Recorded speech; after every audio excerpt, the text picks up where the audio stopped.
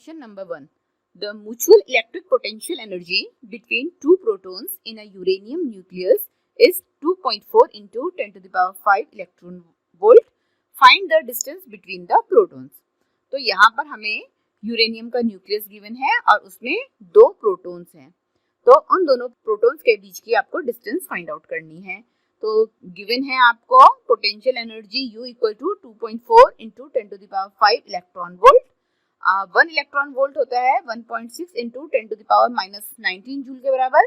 तो ये हो गया सॉल्व करके 2.4 into 10 to the power 5 multiply by 1.6 into 10 to the power minus 19 equal to 3.84 into 10 to the power minus 14 joule. अब दो प्रोटॉन है तो इसका मतलब जो चार्ज Q1 Q2 है वो दोनों प्लस E के बराबर है, means plus 1.6 into 10 to the power minus 19 coulomb, और दोनों प्रोटॉन के बीच की डिस्टेंस R आपको फाइंड आउट करनी है। तो since potential energy of the system of charges Q1 and Q2 is U equal to 1/4 pi epsilon naught Q1 Q2 upon R, ये हमारा फार्मूला है। तो वैल्यू सब्स्टिट्यूट कर देंगे तो पोटेंशियल एनर्जी है 3.84 into 10 to the power minus 14 joule. 1/4 pi epsilon not की value होती है 9 into 10 to the power 9। Q1 Q2 है हमारा 1.6 into 10 to the power minus 19 के बराबर, तो लिख लिया हमने अपॉन R। यहाँ से हमने R को सॉल्व किया तो ये वैल्यू निकली 6.0 into 10 to the power minus 15 metre, means दो प्रोटॉन्स के बीच की जो डिस्टेंस है वो है 6.0 into 10 to the power minus 15 metre. Question number 2. 3 point charges 1 microcoulomb, 2 microcoulomb and minus 4 microcoulomb are placed at the vertices of an equilateral triangle of side 10 cm. Find the potential energy of the system. तो ये हमारा equilateral triangle ABC है और इसके vertices में 1 microcoulomb, 2 microcoulomb और minus 4 microcoulomb charges placed है और इक्विलेटरल की साइड 10 सेंटीमीटर है। अब हमको इस सिस्टम की पोटेंशियल एनर्जी निकालनी है, तो हम लिख लेते हैं Q1 1 microcoulomb equal to 10 to the power minus 6 coulomb, Q2 equal to 2 microcoulomb equal to 2 into 10 to the power minus 6 coulomb, Q3 equal to minus 4 microcoulomb equal to minus 4 into 10 to the power minus 6 coulomb and R equal to 10 centimetre equal to 0.10 metre. अब हमें इस system की potential energy निकालनी है। तो यहाँ पर figure में देखिए बच्चों, तो यहाँ पर Q1 Q2 चार्ज के कारण हमारी पोटेंशियल एनर्जी हो जाएगी 1/4 pi epsilon naught Q1 Q2 upon R। इसी प्रकार से Q1 Q3 चार्ज के कारण हमारी पोटेंशियल एनर्जी हो जाएगी 1/4 pi epsilon naught Q1 Q3 upon R, और Q2 Q3 चार्ज के कारण हमारी पोटेंशियल एनर्जी हो जाएगी 1/4 pi epsilon not Q2 Q3 upon R। तो हमारी सिस्टम की पोटेंशियल एनर्जी क्या हो जाएगी, इन तीनों पोटेंशियल एनर्जी का sum, means U equal to U1 plus U2 plus U3। अब U1 U2 U3 तीनों में हमारा 1/4 पाई एप्सिलॉन नॉट कॉमन है, तो हम 1/4 पाई एप्सिलॉन नॉट कॉमन ले लेते हैं। तो ब्रैकेट में हमारी टर्म आई Q1 Q2 upon R plus Q1 Q3 upon R plus Q2 Q3 upon R। 1/4 pi epsilon not की value 9 into 10 to the power 9, Q1 की वैल्यू है 1 into 10 to the power minus 6 coulomb, Q2 is 2 into 10 to the power minus 6 coulomb and R is 0.10. इसी प्रकार से Q1 1 into 10 to the power minus 6 coulomb, Q3 minus 4 into 10 to the power minus 6 coulomb and R is 0.10. Q2 2 into 10 to the power minus 6 coulomb, Q3 minus 4 into 10 to the power minus 6 coulomb upon 0.10 equal to 9 into 10 to the power 9, और हमारा common आ गया numerator में 10 to the power minus 12, 10 to the power minus 6 into 10 to the power minus 6 हमारा common आ गया, तो ये 10 to the power minus 12 हो गया अपॉन 0.10 कॉमन आ गया। तो ब्रैकेट में हमारी टर्म बच गई 2 minus 4 and minus 4 into 2 means minus 8। तो सॉल्व कर दिया, सॉल्व करके ये हमारी वैल्यू आई 9 into 10 to the power minus 1 joule और minus 0.9 joule. Question number 3. Two positive charges of 10 microcoulomb each are situated 10 cm apart from each other.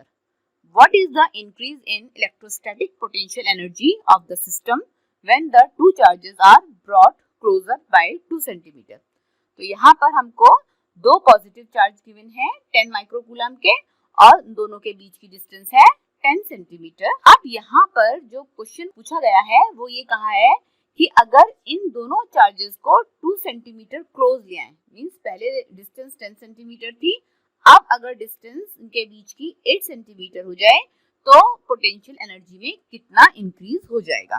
तो solve करना शुरू करते हैं। तो यहाँ पर हमको जो गिवन है वो है चार्जेस Q1 और Q2 दोनों बराबर है, वो है 10 माइक्रोकूलम के बराबर, means 10 into 10 to the power -6 coulomb. तो पहले केस में R हमारी 10 सेंटीमीटर के बराबर है, तो सेंटीमीटर को मीटर में कन्वर्ट कर दिया तो 0.10 मीटर। अब पोटेंशियल एनर्जी का फॉर्मूला है 1/4 pi epsilon naught Q1 Q2 upon R। तो U1 हमारा निकल गया 1/4 पाई एप्सिलॉन नॉट की value 9 into 10 to the power 9। Q1 Q2 same है, तो ये हो गया 10 into 10 to the power -6 whole square upon 0.10। Solve करके आ गया 9.0 जूल।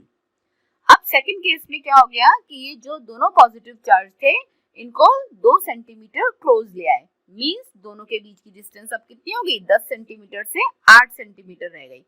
तो R आपकी 8 सेंटीमीटर हो गई, तो दोबारा से यही फॉर्मूला लगेगा। तो अब U2 क्या हो जाएगा, 9 into 10 to the power 9 into 10 into 10 to the power -6 whole square, और R हो गया 0.08। सॉल्व कर दिया तो ये आ गई वैल्यू आपकी 11.25 जूल। तो अब हमें निकालना है इंक्रीज इन पोटेंशियल एनर्जी। तो इंक्रीज कैसे निकलेगा, तो पोटेंशियल एनर्जी U2 में से U1 को माइनस कर देंगे, तो हो गया 11.25 minus 9 means 2.25 joule. Potential energy में 2.25 जूल का इंक्रीज हो गया। Question number 4, 2 electrons are released towards each other with equal velocities 10 to the power 6 meter per second. What will be the closest approach between them? तो यहाँ पर 2 electrons हैं और उन दोनों इलेक्ट्रॉन्स को एक दूसरे की तरफ 10 to the power 6 मीटर पर सेकंड की स्पीड से छोड़ा जाता है। तो वो कितने मिनिमम डिस्टेंस पर स्टैंड करेंगे, मींस उन दोनों के बीच की मिनिमम डिस्टेंस क्या होगी, मींस R हमको फाइंड आउट करना है। तो आपको गिवन है Q1 Q2 कितने के बराबर है, इलेक्ट्रॉन्स है, तो इलेक्ट्रॉन्स का चार्ज कितना होता है 1.6 into 10 to the power -19 coulomb. तो Q1 और Q2 हमारा कितना हो गया 1.6 into 10 to the power -19 coulomb के बराबर, और वेलोसिटी गिवन है 10 to the power 6 metre per second.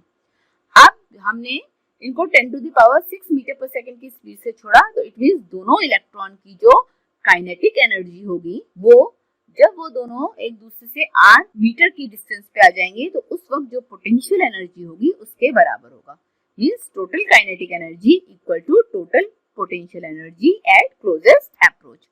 Kinetic energy होती है हाफ mv², तो पहले इलेक्ट्रॉन की हाफ mv², इसी प्रकार से दूसरे इलेक्ट्रॉन की हाफ mv², और पोटेंशियल एनर्जी क्या हो जाएगी 1/4 pi epsilon naught Q1 Q2 upon R। तो half mv² plus half mv² तो mv² के बराबर हो गया, और 1/4 pi epsilon naught Q1 Q2 same है, इसे Q² लिख सकते हैं, तो ये हो गया Q² अपॉन R। यहाँ से R की वैल्यू आ गई 1/4 pi epsilon not Q² upon mv²। 1/4 pi epsilon not की वैल्यू आपको मालूम है 9 इंटू 10 टू द पावर 9 है, Q की value 1.6 into 10 to the power -19 हो गई, स्क्वायर एज सच आ गया।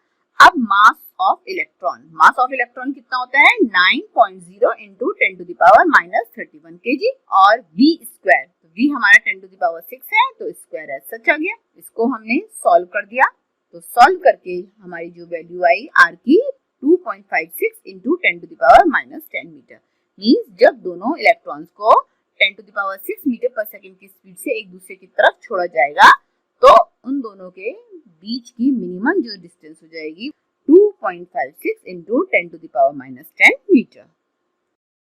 Question number 5, the torque acting on a molecular dipole when placed in a uniform electric field at an angle of 30 degree with the field is 2.65 into 10 to the power -26 Newton meter. Find the potential energy of the dipole at equilibrium. What work is needed to rotate it from parallel to anti-parallel alignment?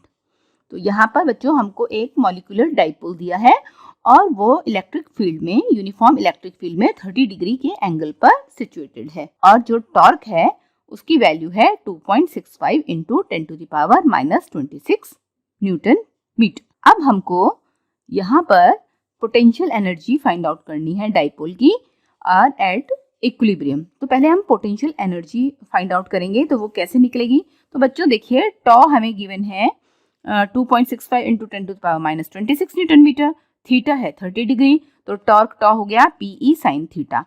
Value substitute कर दी, तो sine theta कितना हुआ, sine 30 degree, sine 30 degree की value 1/2।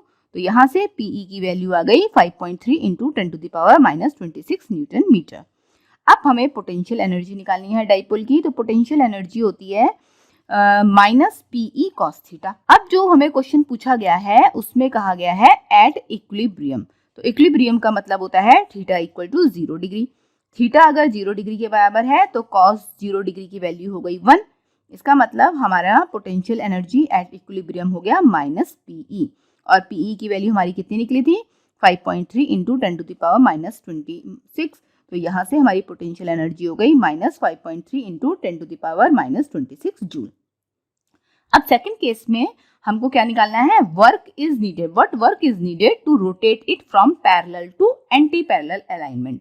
Means अगर वो parallel है, उसको पैरेलल से एंटी पैरेलल करना है तो कितना वर्क डन होगा। तो बच्चों पैरेलल में 0 डिग्री होता है एंगल, और एंटी पैरेलल में कितना होता है 180 डिग्री। तो in anti parallel alignment theta equal to 180 degree. Work done का फॉर्मूला होता है W equal to PE 1 minus cos theta. Cos यहाँ पे थीटा हमारा 180 डिग्री हो गया, तो थीटा 180 डिग्री कॉस 180 की वैल्यू हो गई -1। तो यहाँ पर हमने वैल्यू सब्स्टिट्यूट कर दी, तो हमारा वर्क डन W आ गया ट्वाइस ऑफ पीई। पीई की वैल्यू हमारी निकली थी 5.3 इंटू 10⁻26। सॉल्व कर लिया तो ये हमारी W की वैल्यू आ गई, work done W equal to 10.6 into 10⁻26 joule.